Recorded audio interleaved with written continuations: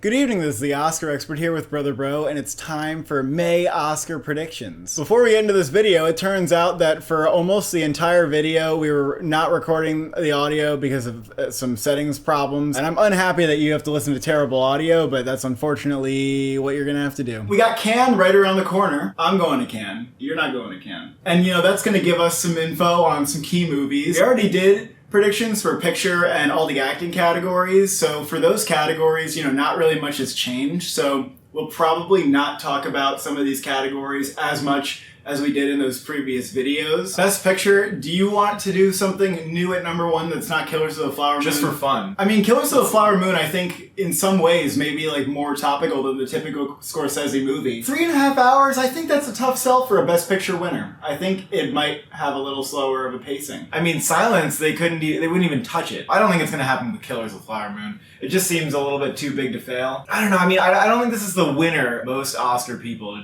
have this at number one because it's hard to see it not getting nominated. We could put Past Lives at number one because we think that could win Screenplay, but yeah, I don't really see it winning an acting award, and I don't know that it would win director. It could maybe win director. Yeah, it's probably not going to play in like tech categories too heavily either. Yeah. Dune Part 2, I think there's a possibility there where like if that movie starts to look like it can win director and it's like a top contender. I'm not going to say it's impossible that couldn't win Best Picture if people are super duper into it, but for a movie like that, a big fantasy epic to win in the age that we're in, where it seems like indies are dominating much more, it's kind of hard to see. A lot of these movies, I'm like, I don't know if that would win.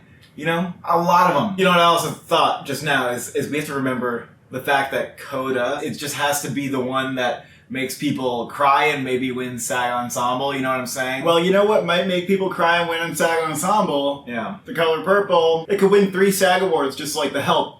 Lead actress, supporting actress. But The Color Purple, I don't know, could it win director and screenplay? That's the thing. That's the thing that keeps me from wanting to put that at number one, is because I don't think it's going to win director or screenplay. Why couldn't it win director? Why couldn't it win director? I think it might. When I envision the movie, I don't know if I see like a big auteur vision. I see it being a very well assembled project, but are people going to be like, oh, the fucking filmmaker behind here is the reason this works? Or is it more just like, you know, this was a great bringing this good story that was on Broadway to the screen? And yeah, I do think you need to predict something that you think can win director or screenplay. Air is not going to win Best Picture. Let's just, I don't even want to touch that. Look, let's say it's like safely in Best Picture, right? Let's just say it's safely there. Could it win screenplay, and like could it be Coda? Because Coda had kind of similar reviews. What acting award? Is Ben Affleck going to win supporting? It will not win an acting award. Okay, so it's just going to win screenplay picture, and then it's going to get like one. It would be very fucking weird. And get an editing nomination. I don't think it'll win because it's not like you can't really make an argument that it's important. All right, fuck what I just said. No. Although, what if it becomes the SAG Ensemble winner? Air? Let me just go out there and say it. You know, I feel like this is a safe place. I feel like I can say these things. I don't think you should feel that safe. I'm not making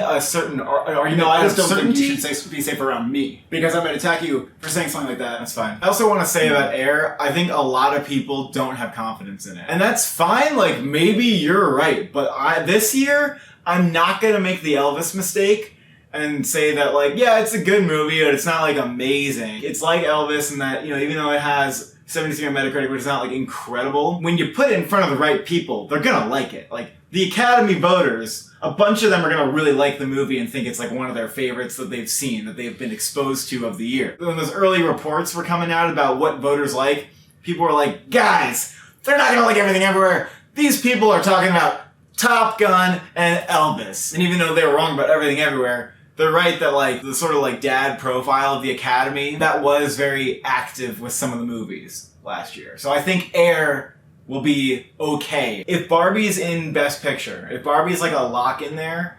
I feel like the argument for winning is not as crazy as some people might think it is, because it tackles important issues and because it could win screenplay and some text. And maybe supporting actor if we really want to consider the best day possible for the movie. I think it'll be some people's favorite fucking thing ever, but I don't think like everybody will absolutely love it. but I wonder if it can dominate the conversation, you know? If it can have a stranglehold on the conversation that no other film can match. From what I hear, Barbie is like overtly political, and a lot of right-wing pundits are going to be very upset at the wokeness, which Hollywood might love. They might love it. They might be like, it might be like a middle finger for them. They might say, we pissed off the right people with this movie. That's great. With Oppenheimer, I'm not going to say it doesn't have a narrative, because war is always I agree. I think that thing, nuclear weapons. I think that's very similar to All Quiet on the Western Front, and how people thought that was relevant, because it's about nuclear weapons. We're in a time, the most heightened nuclear tension since the Cold War. And I do feel confident about Oppenheimer, now that we're talking about it, based on the last trailer.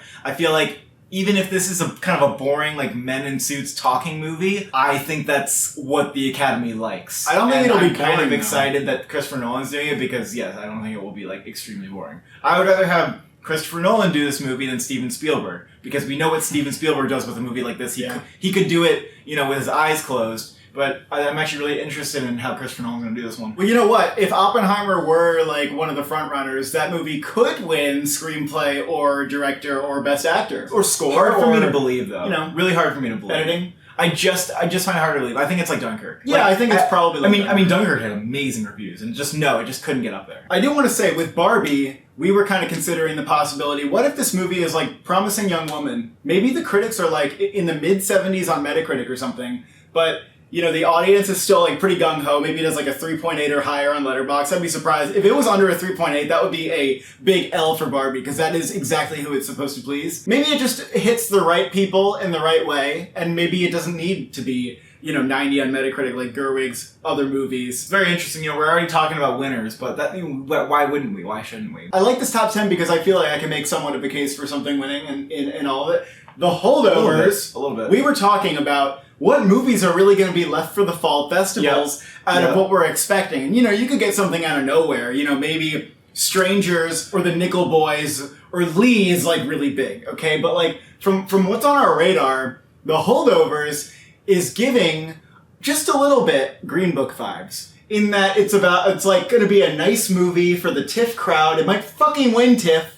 I'm not saying it's going to necessarily have, like, problematic politics. Why would you think it might, though? Like, do you actually think it might be a problematic? I think it's possible some people might have an issue with how the black character is written. I don't know. It's an original screenplay. It's not written by Alexander Payne. But it's going to be a big crowd pleaser. That's what I've heard. That's the thing. When you look at the fall slate, we often do know that the film, you know, wins TIFF is kind of one of the bigger profile movies that people are looking out for. I feel like The Holdovers is one of the biggest profile films coming into TIFF, and I think it will go that route. The early word is that it's a crowd pleaser. There's not that much early word on it, but based on the fact that if I had to do a prediction for what would win TIFF this year, I would say maybe The Holdovers would win TIFF. I might just put it in my top 10. I will also say we only have 2 movies in here that are from directors that have not had films nominated before. I think that has happened before, but usually you get like maybe 5 out of 10 of them. I see what you're saying. Are from directors who've had films nominated before, but that's always the case with these early predictions. So the Poor Things trailer is out, so we thought we'd come back into this video and talk about that. First of all, it looks like amazing.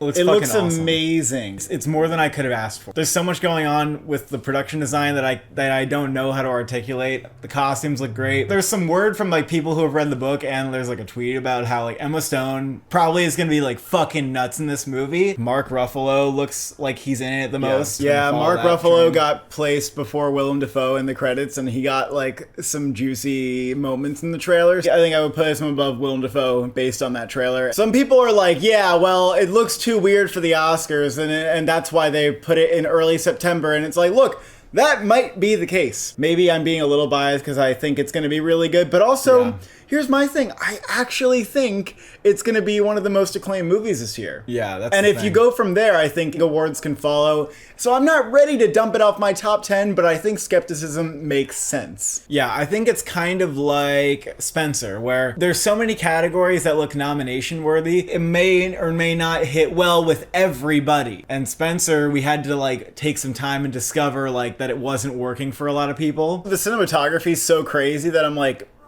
Do you have to do that? Do you have to nominate that? I feel like there's got to be something in the movie that gets nominated, whether it's costumes, cinematography, or production design. I'm just not fully convinced that the release date matters so much. I need more evidence. It looks funny and entertaining. It's not going to be like a slog. Yeah, I don't know. It looks like it won't just come and go. Number 10, we also made a switch that happened after filming the video. So I don't know why this started with me watching Happy as Lazaro, but it did. Because we were kind of like, oh, the Cannes movie, whatever. And I watched Happy as Lazaro, which was the other film from Alice Rohrwacher, the director of La Chimera, which a lot of people are hyping up because it's Neon. But Neon had Broker last year, and they went into Cannes with Broker. And that was nothing. And I think this is going to be the same thing. I just didn't see that much in this movie that I was like, oh, this director could go on and have an awards movie. And then I kind of thought about it, and I was like, if I were to bet on a movie, it'd be The Zone of Interest. And that's not even that bad of a bet in a way. I think it's going to be a big deal at Cannes. It has a subject matter that's very intriguing. It's about like real world themes versus like Under the Skin is like crazy surreal sci-fi. This one's not going to be. We also know it's not going to resemble other Holocaust films. Glazer has said this and made a point that it's not going to look like a Schindler's List or even a Son of Saul. Like it's just going to be its own thing. I don't think it's really going to show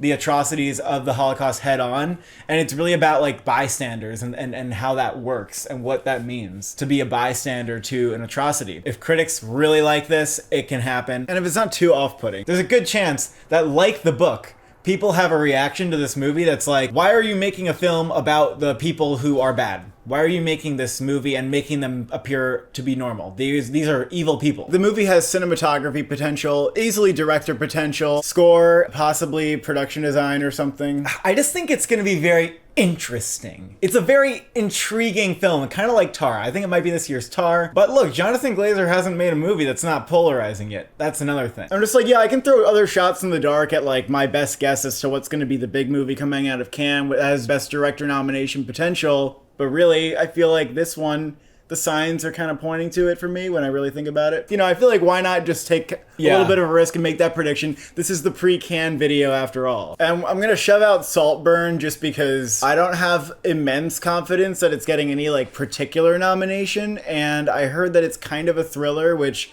the Oscars sometimes have problems with thrillers. Nothing against my excitement for the movie. I still have good hopes for it. It also wouldn't be mystifying if Amazon ended up with just one contender, which would be Air. Yeah. I think May-December is interesting. We'll see that at Cannes. Well, so May-December, Image released, not a period film. Don't know why I had that in my head. The images make me go, actors, maybe screenplay. I don't know why, it's just the vibe I'm getting. Yeah, I can't put text in there for me, so I don't know. Well, definitely not text, but I'm saying like also I feel that it would not be Best Picture. I'll see very soon. Bob Marley, One Love. You know, I'm concerned about two things. Number one, they're doing the fucking Whitney Houston I Want to Dance with Somebody title format, which is dumb and annoying. That makes it sound like a celebrity movie extravaganza event. The trailer did premiere at CinemaCon, and I've heard that Kingsley Benadir looks like he's nailing it, and that the movie actually looks good. But also the release date being right at the end of the year. Does it maybe mean that it's going to be like an I Want to Dance with Somebody? Are they just dumping it at the end of the year? Or are they going to build it up a little bit more? Is it going to be a festival thing? I do worry about that too. Blitz, we still haven't heard a peep about. But they did say they want to release it at the end of the year. There was something that said that they're still kind of maybe going to release it at the end of the year. That stuff can change. It's not guaranteed. Maestro, still feel kind of the same about that. I think it could be like the sort of a big awards flop in some way, and in some ways, like Bradley Cooper's going to probably get nominated no matter what. The Killer, there was like a little early word that like maybe this is a little bit artsier Fincher, which is sort of interesting. Maybe critics will eat this up. But I still think that it might be more Dragon Tattoo-esque. But it's possible that maybe this movie is like, oh, actually, it is an Oscar contender until Swinton goes in and like Tex go in. The earlier word was also that Fincher's going back to his roots with the psychological thriller elements. And that makes me think, you know, it could be really good and still not crack Best Picture because it's just sort of outside of the genres that the Academy tends to go for. Unless it was like a massive hit. But even then, Gone Girl, massive hit. No, like one Oscar nomination. People didn't even like Mank, and that got nominated for like a bunch of awards. So that's just very weird. Yeah, because it was just for them. Yeah, it just matters to up their alley. What if Flint Strong like pops up for TIFF or something? Rustin, we're saying right now, is like a Coleman Domingo only thing. That's just a prediction for it. Ferrari could be more of a crowd-pleasy, like blockbustery Best Picture nominee. How Do You Live? I mean, it's a steep hill to climb. It has to be one of Miyazaki's best films ever. And then I think critics are going to have to say that it's one of the best films of the year. That kind of leaves it room to be a little artsier than like a Spirited Away too. Some people are feeling Strangers from Searchlight. So Strangers almost seems like it's second to Poor Things in terms of what Searchlight's priorities might be. They could grab May, December, you never know. Nickel Boys could be very topical. The director coming from documentaries and the cast being, aside from Anjanou Ellis in probably a smaller role, not the most well-known. Some wild card elements there, but there's also some things that could be promising. The Bike Riders from Jeff Nichols, we think that's probably going to go the way of other Jeff Nichols movies. Be like, good, solid. Lee, kind of Oscar baity, but almost like, is it too Oscar baity? About Dry Grasses, La Chimera, those are just some guesses that we have about like, maybe those movies could be breakouts from Cannes. Really hard to call at this point. Some people are trying to call La Chimera because Alice Rohrwacher seems to be a name that's getting more and more recognition. But I don't really think like we have quite enough to go off of that we're going to put all of our guessing behind this film as like the international film. It's mostly because Neon has it that people think it's going to happen. Oh, Neon has it? Yeah. Okay. I mean, I can see it having a lot of appeal, but here's the so thing. I guess that's good. Neon usually acquires the Palm winner out of Cannes, and then they, take that on a little awards ride. They don't usually go in with a movie. So I don't know what's going to happen. Well, that's not a bad thing, though. I wonder if they're going to acquire a movie that wins the Palm for the 4th year in a row. Actually, I do think that's a good sign. Honestly, About Dry Grasses is probably just high hopes. Like, that's over 3 hours, and it's probably just going to go the way of every single other film by I'd put La Chimera, like, decently up there. It doesn't seem like it's, like, a grueling movie that's going to, like, make people cry or be so important. I just don't know, like, what the deal is. Another Round was kind of like that. The Iron Claw sports drama, probably going to be quite dark, kind of like Foxcatcher, based on the director Sean Durkin. His movies are usually a little slow for the Oscars, but this will have very good performances, strong direction, and I'm very excited for it. I also think it's worth mentioning Drive Away Dolls, the Ethan Coen directed film. At this point, it seems like it might be poised to do fall festivals. The word on it and the word on what the trailer was like, which people have seen at CinemaCon, is that the movie is classic Coen comedy. So it's going to be, Burn After Reading or, Big Lebowski, all those movies that don't get nominations from the Coen brothers. Maybe surprise screenplay nomination or like something gets in there, but I just don't. I think, Yeah, the dramatic Coen Brothers movies are what gets nominated for Oscars. Napoleon's had, like, more mixed test screening reactions, kind of all over the place. They don't really nominate those kind of movies either, but I think that the technical aspects will be very impressive. Asteroid City, I just don't think that this is going to be... No one thinks it. ...so great that it breaks through as a Wes Anderson film. I think no one thinks that. I'm just expecting another French Dispatch. That's really what I'm expecting at this point. If any animated film got in, I guess we would probably predict the Miyazaki movie, but then, like, second to that, Spider-Man. Yeah, I think that's a super low chance, though. I also want to say that Firebrand might be a Cannes breakout as well.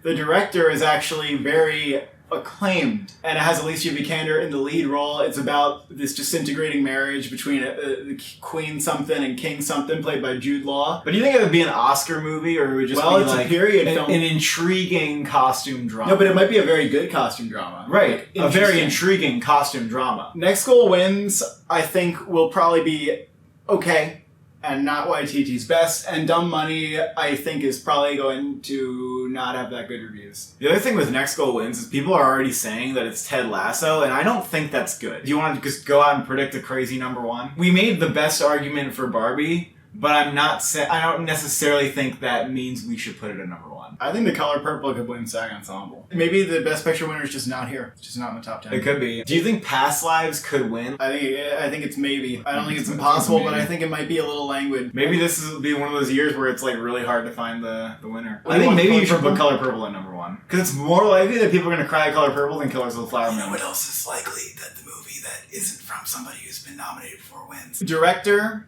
I guess Scorsese number one. I mean, maybe. That's such a bad prediction, though. In a way. It's a bad prediction. He's not going to get nominated. You think he's going to win? I don't think it's impossible. I mean, if you're going to think about it, like, Scorsese only has one Oscar. I'm not saying there's an overdue narrative for him. I'm not going to make that case like with The Fabelmans, but it's a very buzzy movie, and it's going to be pretty ambitious, I guess. And you're putting Villeneuve at number two. No, I'm going to put Villeneuve at number one. That's no. How is it no? Explain. People said that about the first one. They were like, "Oh, Villeneuve, well, he could win for Dune. He's right there." Yeah, I said about George Miller for Mad Max. Why didn't he win? They said it about Ridley Scott for The Martian. George Miller for Mad Max was the runner-up. Denis Villeneuve, massively overdue. Number 2, this is the tech player that's winning the most tech awards, probably, again.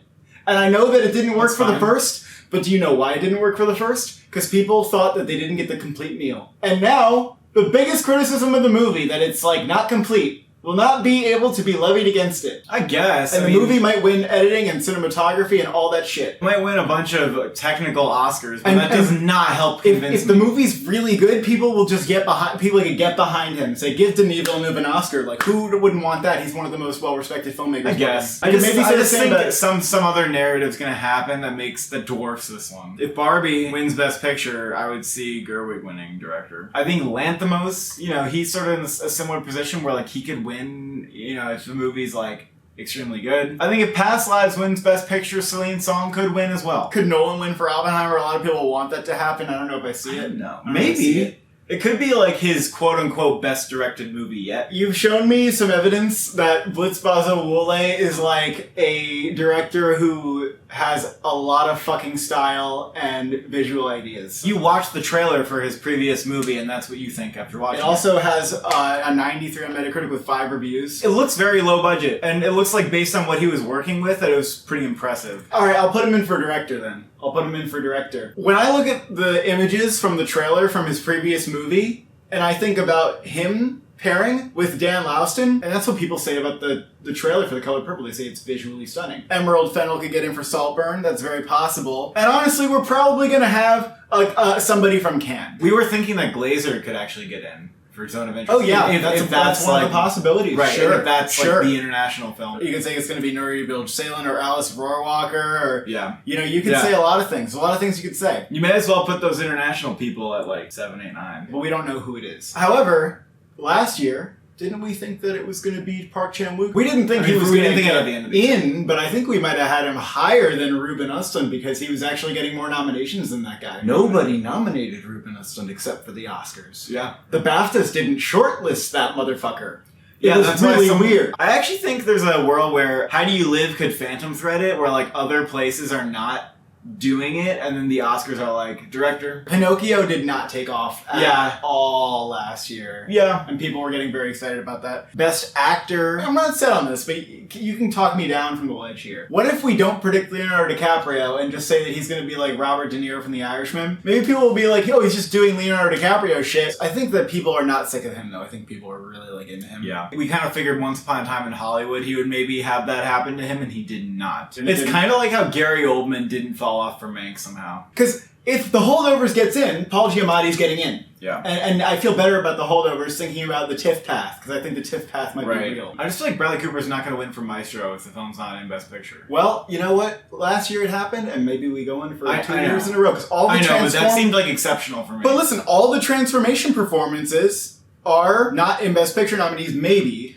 Unless you want to. I'm also just like, I don't know if like the idea that Bradley Cooper's directing himself and like making himself into this hurts people's perception of it, that he's like kind of, at the same time. Well, ego. People said that about Leonardo DiCaprio in The Revenant, that he's just trying so fucking hard to win an Oscar, and yet people were like, give it to him, I don't care. I guess. I think the narrative could just be like, look, the guy wants it, he did what you need to do to get one. I think after Oppenheimer comes out, there's a chance that people are saying Cillian Murphy frontrunner Oscar. You know what? That movie is one that we're predicting for Best Picture, and in a way he's transforming. I mean, he doesn't have a fuck ton of makeup. I don't know if I believe that he will win. I think the nomination might be enough at the end. He looks like really good. He looks explosive and shit. No pun intended. So honestly, if Oppenheimer's like totally in Best Picture, I mean, he's got a narrative. Remember Brendan Fraser and how that narrative helped him. For Brendan Fraser, it wasn't just the nomination that was enough. Like, they needed him to win. Brendan Fraser in The Whale, like, it was just an explosive reaction from people from the very start. Kind of like Cillian Murphy. Everybody knows, literally look on any trailer for Oppenheimer, everybody knows Cillian Murphy has been in all the Christopher Nolan movies, and this is his great lead role, breakout opportunity to blow everybody away. Here's the thing, I agree with that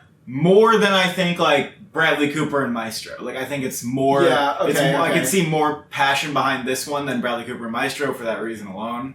Even though Bradley Cooper and Maestro is doing something very impressive, I'm sure. But Coleman Domingo's a little bit similar. I think if Coleman Domingo is getting his first nomination for Rustin and Rustin's not getting nominated anywhere else, then it'll be hard to see him winning. I think Bradley Cooper, that movie's going to win makeup. We agree on that. Don't you think that matters a lot? Don't you think that matters a lot? It's And it sometimes was not cemented number one. again. It was cemented with Tammy Faye and The Whale. Yeah, but listen, It keeps happening, bitch. you would have said it about Christian Bale. You would say, "Oh my God, Vice is winning makeup." Correct. Let's just Christian put- Bale is winning Best Actor. Incorrect. So logic does not. Let's put it this way. And also, Let's put it this way. Ma Rainey won Best Makeup. Viola Davis did not win Best Actor. Chill. even though she was We're gonna the put it a makeup. new way. We're gonna put it a new way, and you're gonna calm down with this. Disability, transformation, makeup. The top four in this in the category that we have are doing one of those things. Kingsley Benadir for Bob Marley is still, I think, a fair thing to think that could win. The movie being called Bob Marley One Love, I'm not even as convinced that he gets nominated. It's as funny I how, am. yeah, I know. It's funny with- how with- you're saying Leonardo DiCaprio might get kicked out over Kingsley Benadir. Well, who's transforming more? Who's doing more? Either Kingsley Benadir's number one or he's number four for me.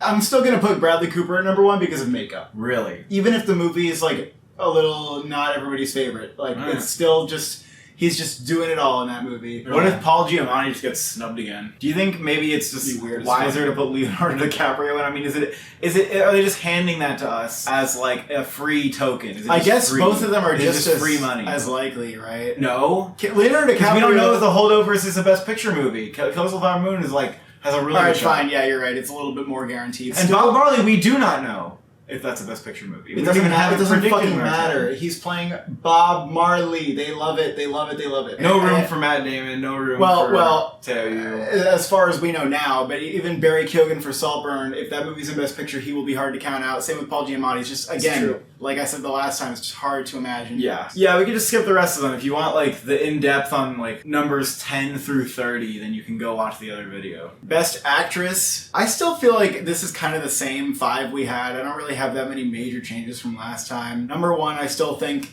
if you want, you can put Fantasia Barrino for The Color Purple. That's Um, very fair. Who else is going to be, screaming and crying as much as her? Maybe Jessica Lange. Greta Lee number 2 for Past Lives?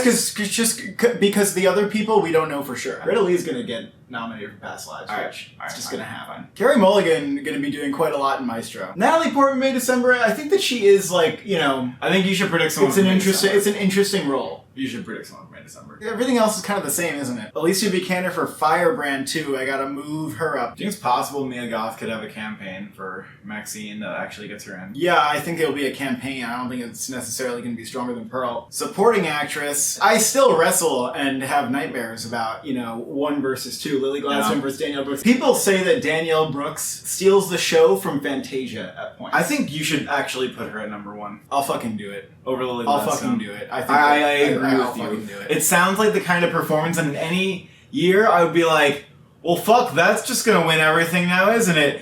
Even though I think Lily Gladstone might take critic stuff. But what if it feels like, we everybody kind of wants Lily Gladstone to win more, even though they'd be like, oh sure, I'd be okay with Danielle Brooks winning, it'd be a great win. If she gets Critics' Choice, BAFTA, whatever it is, Yeah. even if she loses big things, It'd be it kinda could like- still be a question at the end of the day. It'd be kind of like a Kate Blanchett in Tar versus a Michelle Yeoh. Those performances are both, like, everybody loves them and everybody wants each to win, and they're, like, regretful that they're both in the same year. There is a double nomination coming for The Color Purple here. There just is. Danielle Brooks is going to be the bigger contender, but Taraji P. Henson, more recognizable, a big name, a previous nominee. I think those are going to help her. These three, they show up to Comic-Con with these three actresses, Fantasia and then these two. Like, they just travel in pairs. That's why I think it's going to win SAG Ensemble. Because, you have these three at the center of the movie. They're going to be going everywhere, getting nominated everywhere. Yeah. And then you have the entire everybody else who's great around them. Like, I just think that's going to win SAG Ensemble. I got Divine Joy Randolph. I just think that she's going to get nominated. And you put in Viola Davis in Air, and you kicked out Julianne Moore for May December. Very interesting. Julianne Moore for May December, very fucking well might happen, but it also might not. Like, we just don't know. I do believe that Air will get nominated for Best Picture. I don't know if I believe that Viola Davis will. I can't remove the top 3. I cannot. They are absolute locked in for me. I'm not removing number 4 either. That's fine. I think Viola Davis is like the standout in Air, like she's the best one in the movie. And still, I don't think it's like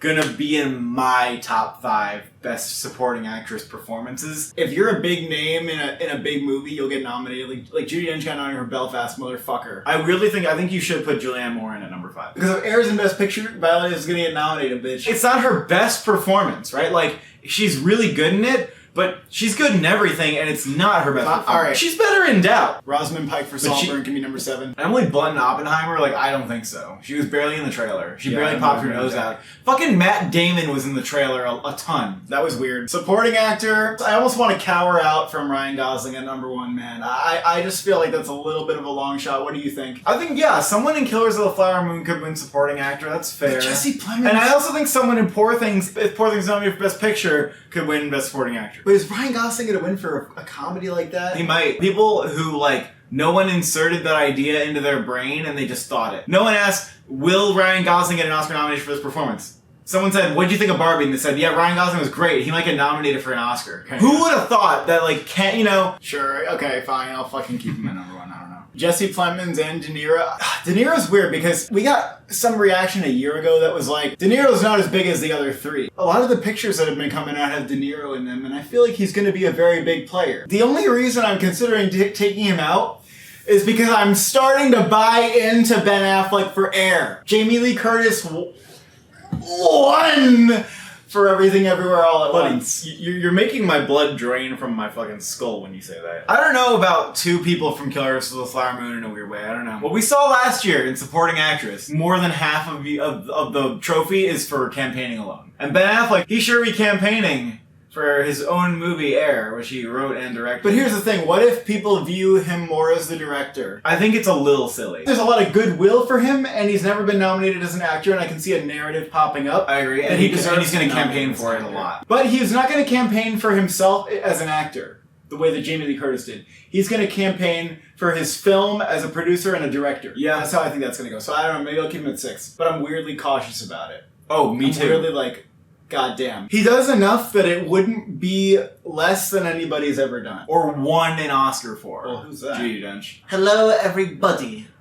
I am the Queen. And Brian Tyree Henry and Flint Strong, you know, he's playing a coach. That's going to be a meaty role, I think. Yeah. It could be just him. Yeah, I think that sounds good. That sounds good to me. Charles Melton, May December. That's also like... You really got to keep an eye out on that. I guess. Only if it's in Best Picture. He's going to be going toe-to-toe with Julianne Moore and Natalie Portman, and he's going to be matching them. I think it's going to be a real breakout for him. Right. Jeremy Pope for The Collaboration, watching out for that. Jeremy Allen White for The Iron Claw, watching out for that. Paul Mescal for Strangers. Also, someone I added to the list who I should have had before, Dominic Sessa for The Holdovers. Lucas Hedges' Manchester by the Sea type of performance, perhaps. We should maybe address Austin Butler for Dune Part 2. He's so like a white thing with like no eyebrows that I don't even know if it's someone you connect with. It's just a stand-in for like the evil of an empire. Even if he did have a couple of really good scenes where he's like, bring me the boy. I don't see that being an Oscar thing. Even if he was that, even if it was like, wow, Austin Butler, he's a great transformative character actor, and this is yet another example of it, I still don't know if that would get nominated. I agree for a Dune. I think it will make people say For a that. Dune. But when people make the argument like, oh, he has makeup, it's like, he has bald with no eyebrows. Like, I don't know if that's like transformative makeup or if it just makes you look like a weird monster and like, why would they nominate somebody for playing like a monster guy? He's a monster guy. I'm just gonna hold strong that Dune Part 2 gets no acting nominations. Yeah, I think you should hold strong on that. Now on to categories that we're predicting for the first time. For the screenplay categories, they're gonna be kind of like Best Picture, so we don't need to dive into everything. So here's mine. I have Past Lives, The Holdovers. I would love if Past Lives could win, and I think that has a very good shot. I agree that it is a good job. And maybe that means we should put it Best Picture for number 1, huh? Yeah, that's also a thing that's possible. I think Air will get nominated. You Holdovers at number 2, that's interesting. I mean, if it's the TIFF movie that we're kind of like just predicting for now that it is, then absolutely, sure. Yeah. Absolutely. And May, December. That's going to be very dialogue driven. Some Also- people say the script's very interesting. Also, Holdovers original screenplay, not even Alexander Payne, right? That's right. So, you know, it doesn't have baggage. I don't know how much the baggage is going to play into the Holdovers. I just don't know. I like how I did not love Air like more than most people. But you're saying very it's, gung-ho but I'm about it. saying it's more possible than most people say it is. Yeah. Maybe Drive Away Dolls, but I don't know, I'm not really sure. Asteroid City, probably not. Bottoms, that'd be interesting. Some hyper Bottoms. It's too coming of age though. They hate coming of age movies. Adapted screenplay. Number 1 is hard to say. Is it going to be Barbie? There's definitely a case for Barbie. Yeah. Put Barbie. I'll Just fucking do it. do it. Put I'll it. fucking do it. However, is Barbie adapted? Great question. It might not be. Because think about it. The Lego movie was running an original. Barbie is based on a toy. It's based on characters, but it's based on, like, Barbie. Well, I guess the Lego movie had original characters, but it was still based off the IP Lego movie. You know, Well, is there a there's no parallel toy. to this at all? Not really. I looked on Really? Wikipedia. It's not really a parallel. And by the way, Dune Part 2, like, Dune got into Screenplay, so you should just have Dune Part 2, like, nicely in there. Killers of the Flower Moon, Oppenheimer. Oppenheimer is adapted, by the way. We thought it was original. Oh, yeah? Most of Nolan's scripts are original, but if you look on Wikipedia, it's adapted from something. Actually, Oppenheimer could fucking win screenplay. That'd be interesting if Nolan Nah, wins screenplay. I don't know. I don't see it. If I not- honestly feel like Nolan's just not going to win an Oscar. Ever? Yeah. Poor Things. It's the writer of The Favorite, and Yeah. you know that show. Yeah. Great. Like they have a style. This writer Yeah. has a particular comedy style. The ideas in it are very interesting, Yeah. and it's a mesh of things. So like, there's a lot there. Maybe the movie just gets a script nomination without Best Picture. Even is a possibility that one could consider. But what about The Color Purple? Why not? Will Yeah, people I mean, praise the writing because it's kind of Well, West Side Story got snubbed for screenplay, even That's though it was right, very that's beloved. right. It was very beloved. That's right. Color Purple is based on a musical based on a book. So it's like double adapted. The Killer, why not? The collaboration, Strangers, How Do You Live? I think those are some of the big possible. The Zone of Interest is also possible. I think Are You There, God? It's Me, Margaret is not likely. Cinematography. We'll go with Doom Part 2. Not too original of a pick, is it? But We you debated know, this, though. It is guaranteed to get on it. And we have a great reason, a fantastic, wonderful reason to have these movies in the top 2. Movies that win cinematography, you're almost always going to be like a spectacle / genre movie or black and white. You don't win for just being The Fabelmans. Even last year, what did it end up going to? The spectacle war film. Well, it's the kind of thing where it's harder to justify something like Killers of the Flower Moon winning for what you just said.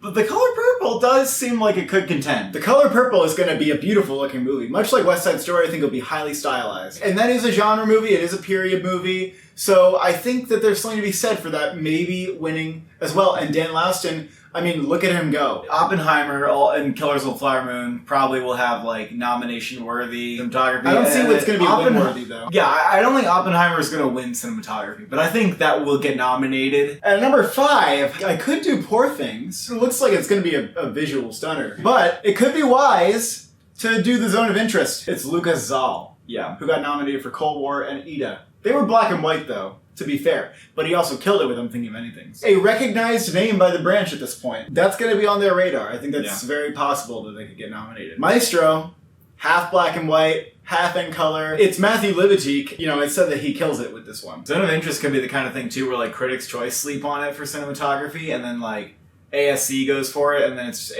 ASC Oscar. Like Bardo. I remember people were like, Bardo, that's just ASC and nothing else. And I was like, that's impossible. I'm so glad that Bardo actually did get cinematography. The Killer, gonna contend in text, at least a little bit, I think. That definitely should be on for cinematography. Saltburn somewhere.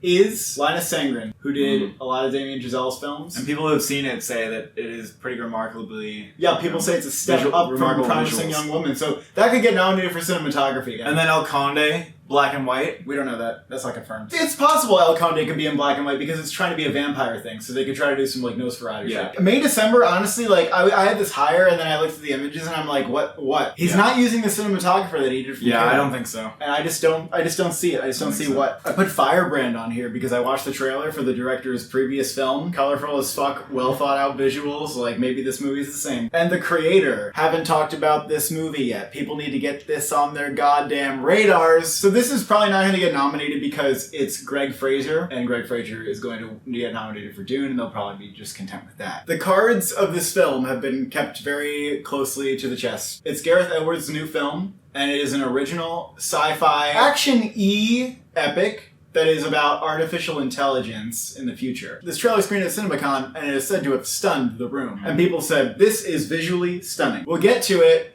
but if you don't have this in your visual effects predictions, you're just missing something that's going to get nominated. Will this contend anywhere else? Could it get sound? Could it get some other text? It's not impossible either that it exceeds that. I think maybe at best, this could even be like Looper or Ex Machina level, like kind of close to getting nominated. Editing, Dune Part 2, we have at number 1. Again, you want to go with a movie that has the most editing, spectacle movie, a movie that could win sound is also, you know, a good trend. Just because it didn't happen last year with Everything Everywhere, doesn't mean that that trend is dead. Killers of the Flower Moon, Oppenheimer for editing. Don't know why you wouldn't have that Color Purple. Go for it. And fucking Air. Hate it. Hate it. Fucking hate it. But do you agree with me? Fucking hate it. Because you know what? A lot of people did praise this movie for the editing and the pacing and the snappy, witty, whatever. For what? What exactly? They just think it's well edited. The reason I think they think that is because there's like 2 scenes where they intercut like archival. There's the scene when Matt Damon goes, "Your son's gonna be the greatest fucking basketball player there ever was. And I've never seen a player better than him, and I've never seen a player that makes me want to cum my fucking pants more than your son, ma'am. That scene, people love the editing. And it's enough to get it nominated, isn't it? You fucking bitch.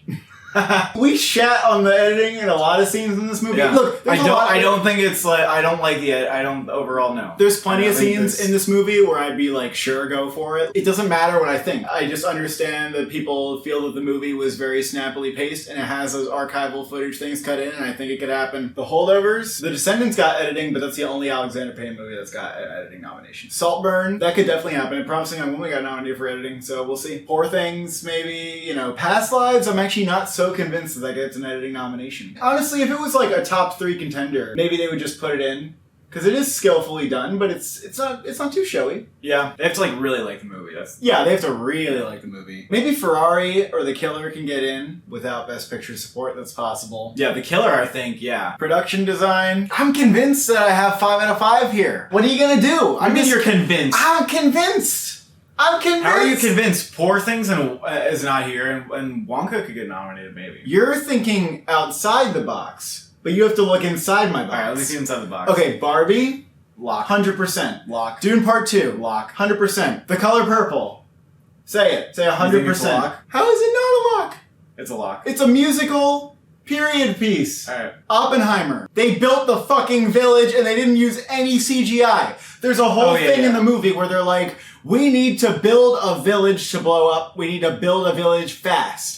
They built the village. That's what they did for the movie. And every Nolan movie, even Tenet got nominated for production design, okay? Killers of the Flower Moon? Say it with me. We're done. That's it. 5 out of 5, bitch. There's no, how do you not? Probably one of these is just gonna fucking suck. And, it's gonna be shocking. Yeah. But, whatever. Right now, I'm convinced that I'm 100% right. Okay, that's fine. Poor Things, yeah. Okay, but also, it's not as locked in. Wonka... I'll say this. The other Wonka films, both of them did not get nominated for this award. Why didn't the first one get nominated? They made a chocolate goddamn river. They made a chocolate river. Indiana Jones is a possibility. Asteroid City, Blitz if that happens, The Creator, The Zone of Interest, Napoleon. We got our suggestions, but really that top 5, I'm just Correct. Gotta have that top Correct. 5. We're gonna have 4 out of 5. Costume design. Barbie at number 1. Correct. And also the reason Barbie is number 1 in costumes and production design is because look at the fucking trailer. Oh my god. Oh, by the way, you didn't make an argument why Barbie would win over Dune. Which is let me make the argument right now. It's a good debate. Well, I think that Dune is not going to win all the same Oscars, and I think that, it's going to be hard to beat Dune for some of these Oscars, but when you have a real case to make, Barbie, Greta Gerwig, and other actors are like, when I walked on set and I saw, that they just built Barbie houses, it, made me cry. It was so insane to just walk onto the set. I think people will be enamored with how unique it is, and they haven't seen that before. Exactly. And we've been to Duneland before. We've been to Duneland. Right. And, they might have some new environments, but there's a lot of sand. And the costumes in Barbie look insane. Oh, no, if it's winning 1 Oscar, it's costume design. And The Color Purple is, it's like West Side Story doesn't need to win costumes. Killers of the Flower Moon is also just a likely nominee. The costume designer for Firebrand is Michael O'Connor, who did The Invisible Woman, Jane Eyre, and The Duchess, which were all nominated for the Oscar. Didn't even come fucking close to being nominated for that many other awards. That's all I have to say. Wonka, maybe. The Tim Burton Wonka got nominated for costumes. The set photos indicate that it might very well get nominated for costumes. Poor Things is possible. Chevalier is possible, but Firebrand might kind of take the costume drama slot. Makeup, we got Maestro at number 1 because it has the most transformative prosthetics. Dune Part 2 will easily be nominated again. Guardians of the Galaxy 3,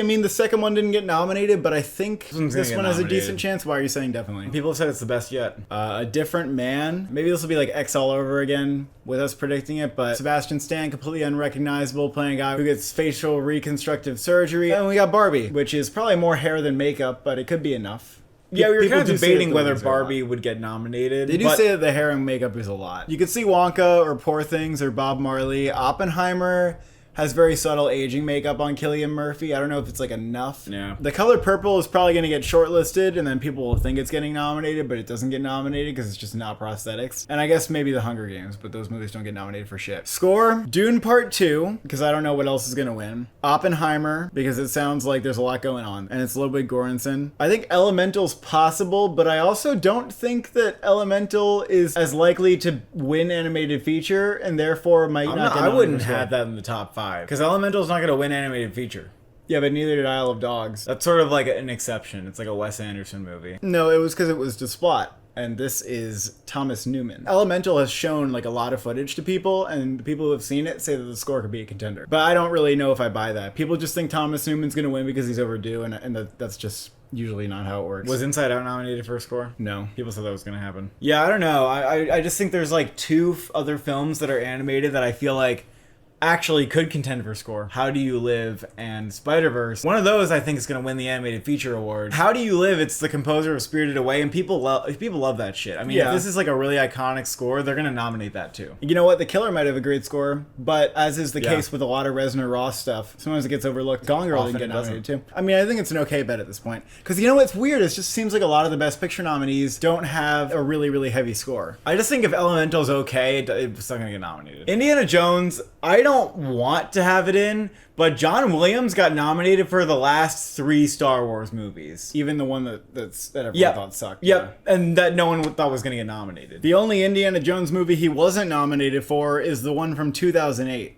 which Yeah. got no nominations because nobody liked it. So unless And how many nobody Indiana likes Jones movies is that? that's 3. That's a lot. Yeah. That's crazy. So honestly, this is a fair nomination to have. Barbie, I haven't heard that the score is like as standout as some of the other tech I feel like elements. it's a soundtrack. It has original songs too. Killers of the Flower Moon, this is the composer who did The Irishman. A lot of Scorsese's films though, unless they're like fantasy shit like Hugo or whatever, they usually rely on the soundtrack. Or just even Silence I don't even remember the score from that, and that didn't have a soundtrack. Past Lives could happen. Could be like Minari. It's more of like a new score, like it's not typically classical, but it is very good, and it helps the movie a lot. It is unique, so I think that could get in. I guess, but I don't think Past Lives' score is as showy as Minari either. May, December, I don't know. That's kind of just like because his movies usually have good music. Lee is Alexander Desplat. The Zone of Interest is Mika Levi. Zone of Interest is probably gonna have a great fucking score. Sound, Dune Part 2, that's like a no-brainer. Some people think Oppenheimer will be close, and I do think Oppenheimer will be nominated because it is going to be part of the whole like spectacle of the movie, but people need to not kid themselves. This is not going to be like Dunkirk, Inception, The Dark Knight, Interstellar, Tenet, sound filled to the goddamn brim. Like, this is a biopic drama. Yeah, there's going to be a couple explosions, and it'll be enough to get it nominated for sound. I totally agree. But I don't think it's going to win. The Killer I have for sound because it might have some guns, fighting, motorcycles, and possibly car chases. And Fincher's films are all often considered for sound. And Indiana Jones. Like, if the movie's very good, I think it could get it, but if it's, like, fine, or if it's, like, whatever remake, then it probably won't get it. The trailer looks pretty good. The fact that it's premiering at Cannes, somewhat promising. Ferrari, racing movie, cars. The Creator, maybe. Blitz, Lee, war movie, Elemental, maybe. Visual effects, Dune Part 2 winning, that's uncontroversial. You know, kind of like last year, Avatar winning visual effects was such a no-brainer. This is happening again. The Creator is number 2. It's number 2. I really think that movie's just going to get nominated, and we can't fight it. Guardians 3... The first 2 were nominated, and they are not, they're not tired of nominating Marvel movies for visual effects. They're not. And people also say that the visual effects were actually really, really pretty good this time. Indiana Jones, Oppenheimer? No. I'm almost considering not having it, because I literally... Don't have it. Guess how many people are credited for doing the visual effects on Oppenheimer on IMDb? It's like 15 people. That's nothing. That's so fucking little. Listen, the movie is not going to have a lot of visual effects. It's a biopic. If any. But I don't know what else. I almost put it in because... Rebel Moon's fair. Yeah, but Rebel Moon is a Zack Snyder film. He doesn't usually get nominated for that award. But it is going to be a really big scale action sci-fi epic. Oppenheimer, though, people will say, oh, you said this about Top Gun. You said Top Gun doesn't have visual effects. You were wrong. And that's true that we were wrong about Top Gun for a little bit. But honestly, Top Gun's different. Top Gun actually had a lot of visual effects I just didn't know about. Will Oppenheimer? No. Oppenheimer is not going to have visual effects because tell me where they are. Watch the new Also, trailer and Nolan's just show me like them. very dedicated in a way to doing practical effects. He'd rather do Heavy- production design than Yeah. visual effects. Even the most effects-heavy part of the movie, the explosion, is a practical effect. There might be some visual effects enhancing it, but will it be enough? It's just one explosion. And I don't care about like the little... Particles and atoms. Yeah, the particles and atoms and fire or whatever. That's not that big of a deal to me. The Little Mermaid, we have to admit that could get nominated because the early word from like social media reactions that I trust, not like fans, is that the visuals are better than you'd think. Like, yeah, it's kind of murky, but like it looks pretty good overall. It's not gonna happen. It still could happen. I don't think they're that big. I think a lot of people are actually not that big on the visual effects. The Dungeons and Dragons movie, people say that has some interesting blend of practical effects and stuff like that. Spaceman will be the year's space movie on Netflix. I expect very little from it, but there are a lot of visual effects and stuff, and there's like a spider alien creature apparently, so maybe you'll have something like that. The Marvels, I just don't see why that would get in if Guardians is there. John Wick 4, I wonder if you could make a case that some of the visual effects are cool. Some of the cars were chopped in like green screen and stuff like that. The Flash, like, you know, usually the DC movies never get nominated. Maybe Elemental or Spider-Verse makes some weird case, I don't know. Animated feature, this is an interesting category, and it looks really stacked this year actually. How Do You Live, Spider-Verse, those are no-brainers. It's possible that Elemental is just like generic and not that good because the plot is a lot of like, you have to protect the family business. You can't interracial date. It seems kind of cliche to me. People still have high hopes for it. I think maybe it'll be surprisingly good. It seems like it'll be Pixar's best or biggest movie of the year, so we just kind of have to put it in. It's also really Zootopia, though. Chicken Run, The Dawn of the Nugget. They like nominating the clay motion from they the like studio. Shaun of the Sheep too. Yeah, they liked both the Shaun of the Sheeps. They nominated the Pirates movie from the studio. I think that would get nominated. I mean, this is the sequel to Chicken Run. This is long awaited. It's going to be a big deal. Yeah. Netflix is behind it. I think that's a pretty good bet. For number 5, I have the Teenage Mutant Ninja Turtles Mutant Mayhem, which is coming out in the summer. The animation, you know, very Spider-Verse influenced, but you know, kind of with its own style. The art style looks really cool in the trailer, and it is being written by Seth Rogen and Evan Goldberg, the team who brought you the scripts for Superbad.